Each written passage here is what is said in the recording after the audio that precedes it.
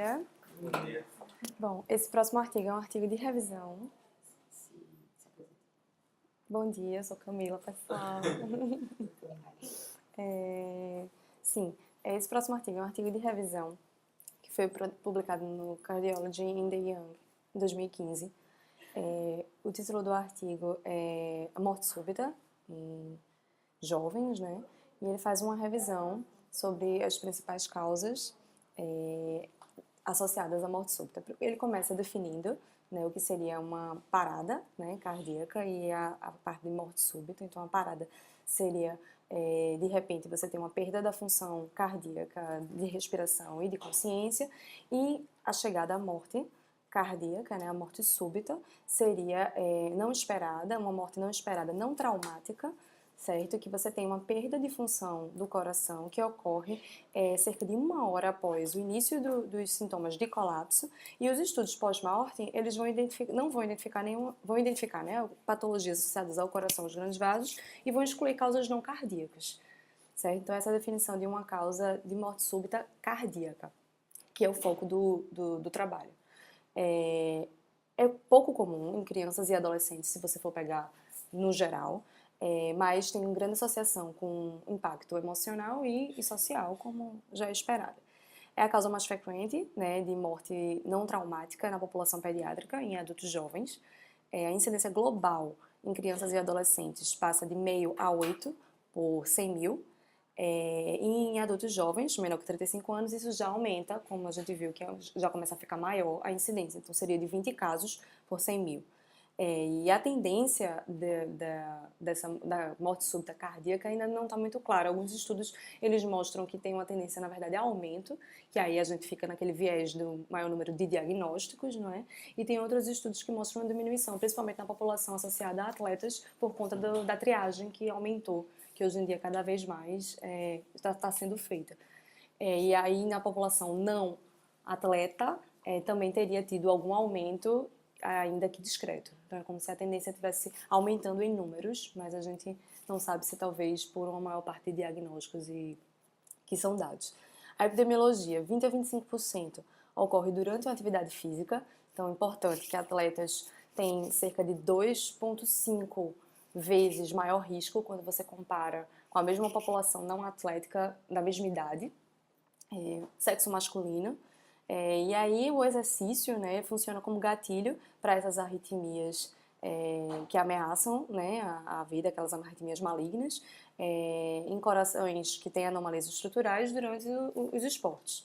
As taxas de sobrevivência são baixas, variam de 27% a 40%, que depende da idade, mas também tem aumentado nos últimos 40 anos. Principalmente, ele lista mais uma vez por conta das medidas que estão sendo feitas, tanto de screening como de cuidados no momento da parada, que seria você, hoje em dia, os protocolos de você ter desfibriladores de fácil acesso, enfim, quando você tem prática de esportes. A via final, né, geralmente é um ataque cardioventricular ou uma fibrilação ventricular.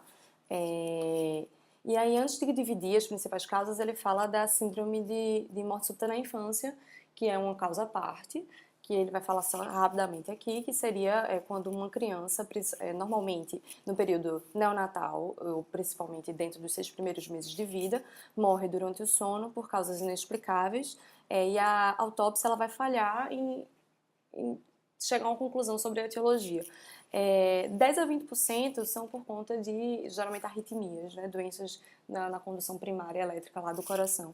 Mas é importante ressaltar que as principais causas são não cardíacas mesmo, associadas à respiração, infecção, ventilação, enfim. Mas tem a sua porcentagem, as causas cardíacas. E aí, aqui é a tabela que ele coloca das causas de morte súbita, ele divide em 5 subgrupos. O primeiro seria anormalidades das coronárias, o segundo, anomalias estruturais, o terceiro, as arritmias primárias, doenças cardíacas congênitas, que é essa sigla, CHD, e outras causas, certo? Aí dentro das anomalias, doenças coronarianas, ele vai começar a listar, né? Tem a doença arterial coronariana aterosclerótica, mas isso aí já é mais pra frente, então geralmente começa de 25 a 35 anos de idade e não foca muito sobre isso, não. A próxima seria anomalias anatômicas congênitas das coronárias. Então, ele coloca a origem ectópica, né, da artéria coronária. Então, tem as duas figuras A e B. Então, na figura A gente vê que estão as duas nascendo do lado esquerdo, né? E sempre mostrando que quando aqui, por exemplo, na figura A direita está nascendo no folheto esquerdo e ela passa entre a aorta e a pulmonar.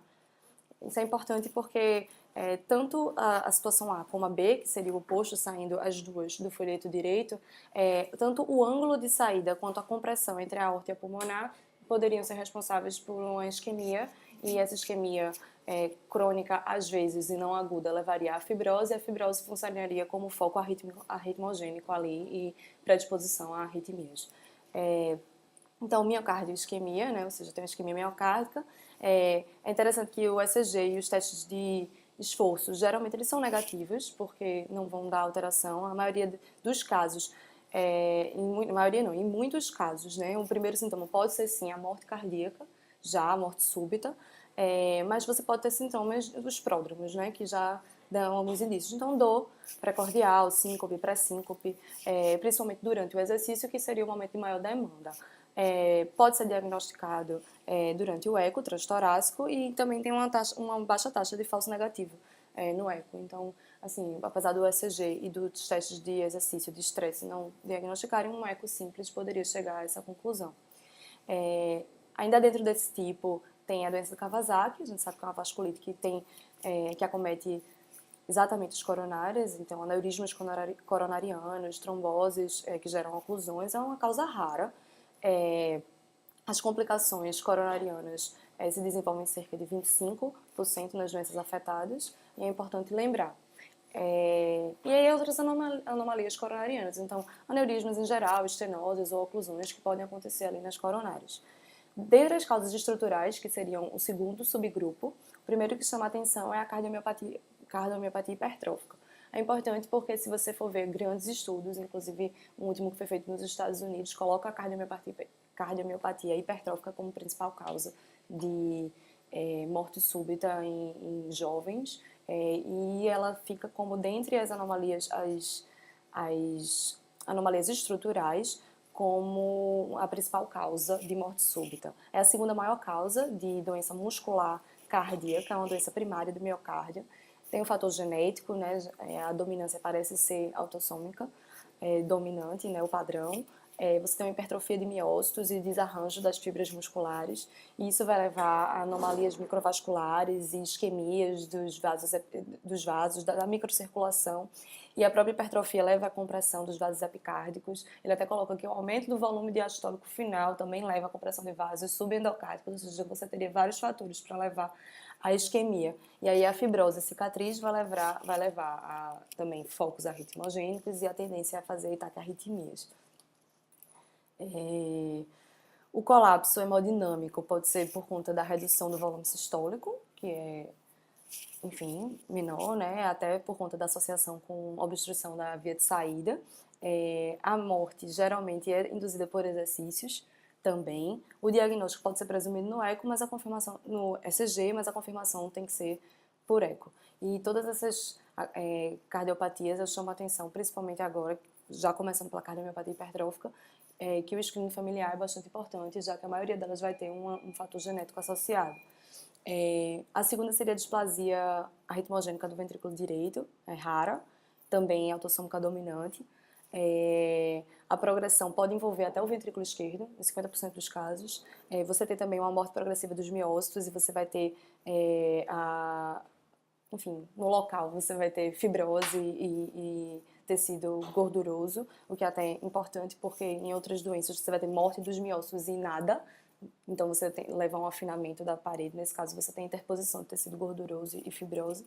E a displasia miocárdica ela vai levar ao afinamento e à dilatação do ventrículo direito, né? Geralmente ela é silenciosa em crianças e em adultos jovens, e a morte também vai ser por taquiarritmia ventricular. E em estados precoces, nem a ressonância e a angiografia vão ser conclusivos, então é uma coisa realmente muito silenciosa. E aqui são, enfim, não faz parte do artigo, eu só coloquei porque a displasia ritmogênica do ventrículo direito tem uma onda chamada onda epsilon, que é isso aí que ele bota a setinha, que é essa ondinha logo após o QRS, que é algo bem característico dela. Então, caso a gente encontre na vida. A cardiomiopatia dilatada primária também tem embasamento genético. É uma dilatação progressiva do ventrículo esquerdo e você tem uma concomitante redução da fração da ejeção. Causas secundárias inúmeras, né? Inflamações, drogas, toxinas, que a gente sabe.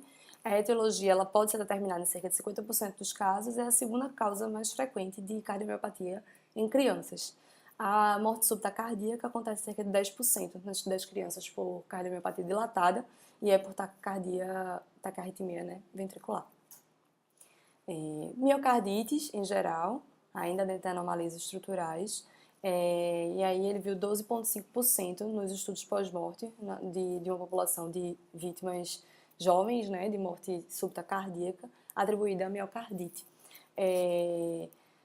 Também, o que vai levar a esse evento agudo seria uma morte arritmogênica, como ele diz, é uma miocardite que vai levar à arritmia, e as arritmias fatais, elas podem representar a primeira manifestação da doença.